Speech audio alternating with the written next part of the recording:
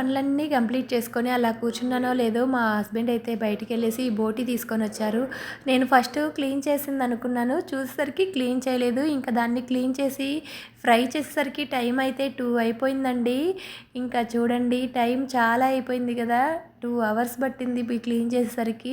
నేను ఫస్ట్ అయితే బోటిని క్లీన్ చేసిన తర్వాత ఉప్పు, పసుపు యాడ్ చేసి కుక్కర్‌లో అయితే పెట్టాను. ఒక 3 విజిల్స్ వచ్చిన తర్వాత తీసి పక్కన పెట్టుకున్నాను. నెక్స్ట్ అయితే ఇంకొక బాండీ పెట్టుకొని అందులో ఆయిలు, ఆనియన్స్, పచ్చిమిర్చి, అల్లం వెల్లుల్లి పేస్ట్ ఇవన్నీ కూడా యాడ్ చేసుకొని నీట్‌గా అయితే ఫ్రై చేసుకున్నాను.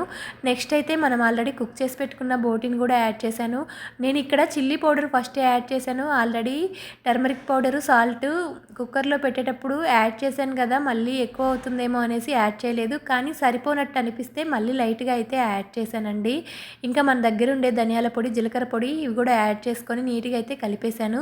ఈరోజైతే మన ఇంట్లో కొత్తిమీర కూడా ఉందండి. అందుకనేసి లైట్‌గా అయితే కొత్తిమీర కూడా యాడ్ చేశాను. ఇవన్నీ యాడ్ చేసుకొని నీట్‌గా బోటీనైతే ఫ్రై చేసుకున్నాను. నేను చాలాసేపు కష్టపడి క్లీన్ చేసి ఇలా ఫ్రై చేసినందుకు నాకైతే చాలా హ్యాపీ అనిపించింది ఈరోజు.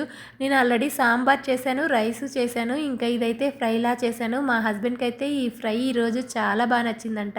అంత బాగుంది అని చెప్పారు. ఇది అయిపోయిన తర్వాత ఇల్లంతా క్లీన్ చేసేసరికి నా పని అయిపోయిందండి. Thank you.